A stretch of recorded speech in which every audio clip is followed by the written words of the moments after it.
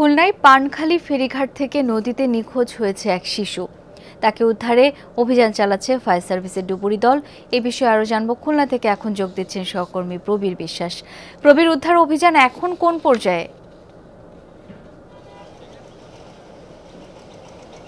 শাওন, তার আগে বলি এটি একটি হৃদয় বিদারক ঘটনা। পরিবার পরিজন নিয়ে শিশুটিকে নিয়ে নৌবিহারে গিয়েছিল এবং ঘুরে এসে রাত প্রায় 10টার দিকে যখন ট্রলারটি পানখালী ফেরিঘাটে ছাড়ে এবং যে জায়গাটি আমরা দেখাচ্ছি এটি পল্টুন, এবং এই পল্টুনের পাশেই একটি ফেরি লাগানো ছিল, যেটি থামানো একটি ফেরি। পল্টুন এবং ফেরির মাঝখানের যে জায়গাটি সেটি মাঝে মাঝে স্রোতের কারণে কিছুটা ফাঁকা হয়ে যায়। মূলত তার ওই প্রান্ত থেকে পরিবার পরিজনের সাথে যখন ট্রলার থেকে নেমে শিশুটি সামনের দিকে অগ্রসর হয়, হঠাৎ করে অন্ধকারের মধ্যে সকলের নজর এড়িয়ে এই মাঝখানটাতে পড়ে যায়। তারপর সকাল থেকেই এই ঘটনার উদ্ধার তৎপরতায় নামে ফায়ার সার্ভিসের ডুবুরি দল। এখানে তার পরিবার পরিজনের সদস্যরা রয়েছে। ঋদ্ধি রায়, 7 বছর বয়স শিশুটি। সে খুলনার বটিয়াঘাটার সোনামণি নামে একটি কিন্ডার গার্ডেনে অধ্যয়নরত। মূলত তার বাবা তপন রায়, তিনি খুলনা বটিয়াঘাটা অফিসের ম্যারিন ফিশারিজ। তার বাড়ি দিনাজপুর জেলার বোচাগঞ্জ উপজেলার পার্বতীপুরে।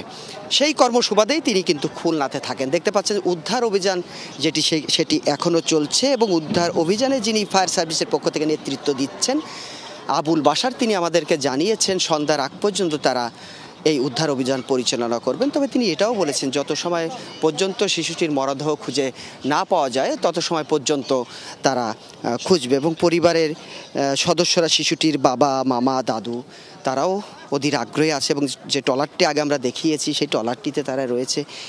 তাদের দু চোখ একমাত্র কন্যা, অন্তত তার মরদেহ যদি খুঁজে পাওয়া যায় সেটুকু হলো হয়তো শেষ পর্যন্ত একটু হলেও শান্তি পাবে। শুধুমাত্র সে কারণেই তারা উদ্ধার অভিযানের সাথে রয়েছে, ওই ট্রলারটিতে রয়েছে। এবং তারা মাঝে মাঝে উদ্ধার অভিযানে যেসব ডুবুরিরা রয়েছে তারা নদীর ভিতরে নামছে, 10 মিনিট 15 মিনিট পর বিভিন্ন জায়গা, আশেপাশের জায়গা ঘুরে আসছে। তবে আপনাকে জানিয়ে রেখে এটি একটি খরস্রোতা নদী, ঝপঝপিয়া এই নদীটি পশুর নদীর সাথে সংযুক্ত, এবং পশুর নদীটি সুন্দরবন কোল ঘেঁষে একেবারে বঙ্গোপসাগরের সাথে সংযুক্ত। সে কারণে সবসময় এখানে কিন্তু স্রোত এবং নদীর জোয়া ভাটার তারতম্য অনেক বেশি হয়।